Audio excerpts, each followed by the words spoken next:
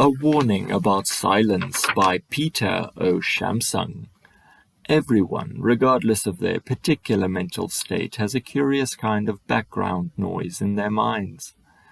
When that noise takes the form of original music, we call it being a genius. When it sounds like voices, we tend to call it schizophrenia. A single voice is often referred to as religion.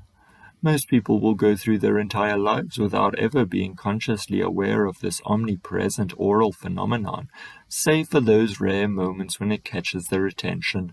They may think they've heard their name being called, or that they've been listening to the air rushing through the vents in their house. One way or another, though, the noise is there. You can hear it if you listen for it. Lie down in a quiet room and focus on clearing your mind. Mute your internal monologue, erase the senses from your imagination, and let yourself sink into the silence. Before long, the whispers of that hidden soundtrack will become evident, then grow louder as you learn to recognize them.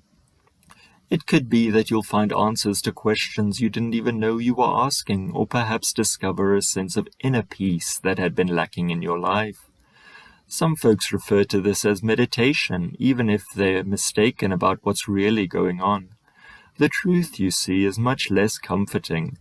If you've ever gone walking in the woods, you've likely encountered a cacophony of noises. The songs of birds, the chirping of insects, and the quiet rustles of small animals rushing through the undergrowth become so commonplace that our minds tune them out. What we notice, though, is what happens when a predator draws near. The chorus abruptly stops. The forest becomes deathly still.